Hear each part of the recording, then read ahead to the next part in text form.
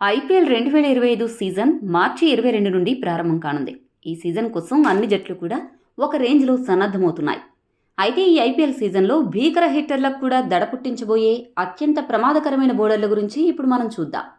ఈ లిస్ట్లో ఉన్న మొదటి ఆటగాడు జస్ప్రీత్ బుమ్రా. జస్ప్రీత్ బుమ్రా ప్రపంచంలోని అత్యుత్తమ ఫాస్ట్ బౌలర్స్లో ఒకడిగా పరిగణించబడతాడు. అతని ఖచ్చితమైన యార్కర్లు, వేగం మరియు డెత్ ఓవర్లలో ప్రత్యర్థులను కట్టడి చేసే సామర్థ్యం అతన్ని ప్రమాదకర బౌలర్గా చేస్తాయి. ఐపీఎల్ 2025లో ముంబై ఇండియన్స్ తరపున అతను మళ్లీ ఆధిపత్యం చెలాయించనున్నాడు. అయితే గాయం కారణంగా బుమ్రా మొదటి 3-4 మ్యాచ్లకు అందుబాటులో ఉండబోడు అని తెలుస్తోంది. రెండవ బౌలర్ మిచెల్ స్టార్క్. ఆస్ట్రేలియాకు చెందిన లెఫ్ట్ ఆర్మ్ పేసర్.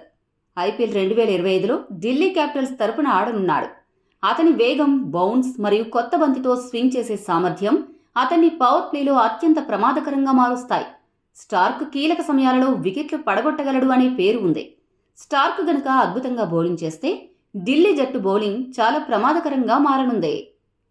మూడవ bowler Trent Boult. Trent Boult IPL 2025లో ముంబై ఇండియన్స్ తరపున ఆడనున్నాడు. బుమ్రాతో కలిసి బౌలింగ్ చేయనున్నాడు. అతని లెఫ్ట్ ఆర్మ్ పేస్, స్వింగ్ మరియు డెత్ ఓవర్లలో ఖచ్చితత్వం దెబ్బకు బ్యాట్స్మెన్లకు చుక్కలు కనపడ్డం ఖాయం. బౌల్ట్ ముఖ్యంగా పవర్ ప్లేలో వికెట్లు పడగొట్టడంలో దిట్ట. బుమ్రా, బౌల్ట్ బౌలింగ్ కాంబినేషన్ చాలా డేంజర్ అని విశ్లేషకులు ఇప్పటికే కోడై కూస్తున్నారు.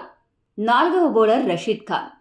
ఈ ఆఫ్ఘనిస్తాన్ స్పిన్ దిగ్గజం ఐపీఎల్లో స్థిరంగా అద్భుత ప్రదర్శన చేస్తున్నాడు. అతని గూగ్లీలు మరియు వేగవంతమైన లెగ్ స్పిన్ బ్యాట్స్మెన్లను ఇబ్బంది పెడతాయి. గుజరాత్ టైటాన్స్కు అతను కీలక ఆయుధంగా ఉంటాడు.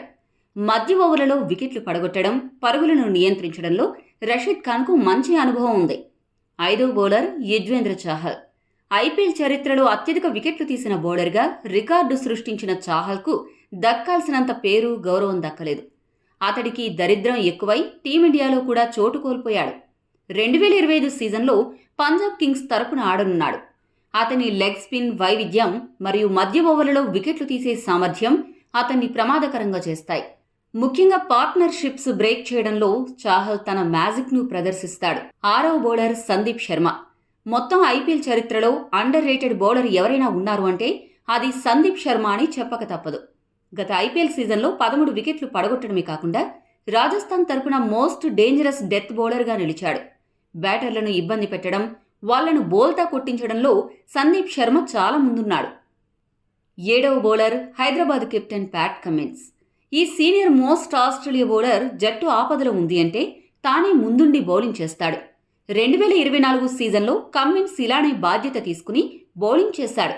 గతంలో కమ్మిన్స్ ఐపీఎల్లో తన మార్కును చూపించలేకపోయినా 2024 ఐపీఎల్లో నుండి తిరిగి గాడిలో పడి ప్రమాదకరంగా కనపడుతున్నాడు. అతడి అనుభవమే చాలామంది బ్యాటర్లకు ప్రమాదమని చెప్పక తప్పదు. ఎనిమిదవ బౌలర్ మయాంక్ యాదవ్. గంటకు 150 కిలోమీటర్స్కు పైగా వేగంతో బౌలింగ్ చేసి మయాంక్ యాదవ్ లక్నో జట్టు తరపున ఆడనున్నాడు. తన సూపర్ బౌలింగ్తో ఎంతో మందిని ఆశ్చర్యపరిచిన మయాంక్ ఈ ఏడాది ఇంకా పూర్తిస్థాయి ఫిట్నెస్ సాధించలేదు. అతడు గనక జట్టులో చేరితే లక్నో బౌలింగ్ బలం అమాంతం పెరుగుతుంది అనడంలో ఎటువంటి సందేహం లేదు. తొమ్మిదవ బౌలర్ భువనేశ్వర్ కుమార్. మొన్నటి వరకు ఎస్ఆర్హెచ్ తరపున ఆడిన భువనేశ్వర్ కుమార్ ఈ ఏడాది నుండి ఆర్సీబీ తరపున బరిలోకి దిగనున్నాడు. స్వింగ్ కింగ్గా పేరు సంపాదించిన భువి ఆరంభ ఓవర్లలో, డెత్ ఓవర్లలో బ్యాటర్లకు సింహ స్వప్నంలా మారుతాడు. ఏమాత్రం ఏమరపాటుగా ఉన్నా భువనేశ్వర్ దెబ్బకు బ్యాట్స్మెన్ పెవిలియన్కు క్యూ కట్టాల్సిందే. 10వ బౌలర్ చెన్నై జట్టుకు చెందిన శ్రీలంక బౌలర్ మతీషా పతిరానా. ఇతన్ని చెన్నై జట్టు 13 కోట్ల రూపాయలకు రిటైన్ చేసుకుంది. వైవిధ్యమైన యాక్షన్తో, భిన్నమైన బౌలింగ్తో డెత్ ఓవర్లలో బ్యాటర్లను ఇబ్బంది పెట్టడం పతిరానా స్పెషాలిటీ.